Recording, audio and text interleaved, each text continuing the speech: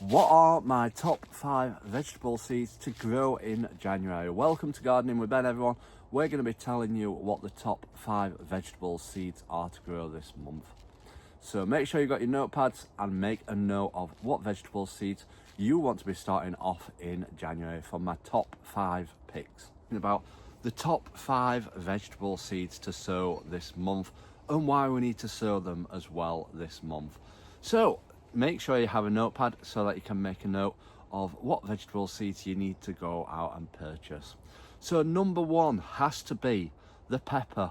The pepper is an amazing vegetable, or is it a fruit? A fruit to grow. And the reason for this is obviously it's expensive to buy, they're expensive peppers. So if you can grow them, you'll save a lot of money by growing your own peppers. So we need to start them off in January because they take a long time to get growing and to ripen. And one of the years I started them off in March and they were only ripening in September. But last year I started them off in January and they were ripening well in time, and we got some great crops last year. Now they need 25 degrees to germinate, which you won't get in a greenhouse or a polytunnel unless it is heated. And yes, the best option to grow them is on a windowsill. I grow all mine on a windowsill and they grow fantastic, and they do get enough light, and yeah, they grow perfectly. And then I'll take them down to the allotment probably around April time when it's a bit warmer. I'll have obviously transplanted them when they've grown a bit bigger into individual pots, but then we'll bring them down to the allotment in April time when it's a bit warmer. Next up, number 2 is chillies. Again, same as peppers, they take a long time. They're pretty similar plants in growing, and again they need about 25 degrees to germinate, so they need to go on a windowsill as well. And obviously once they're big enough, transplant them into individual pots and then bring them back down to the allotment around end of March, April time when it's warmer and you can get growing them bigger. Number 3 has to be the aubergine, or the eggplant if you're watching in America. Now again, these take a long time to grow and they need the time to get growing, and these need about 20 degrees to germinate. So again, they need to be on a windowsill rather than in the greenhouse or the polytunnel. If you've got grow lights, fantastic, they will help and aid the growing in them. But I grow mine on my windowsill and they grew perfectly fine last year, and we had some amazing crops off them. We had so many on them.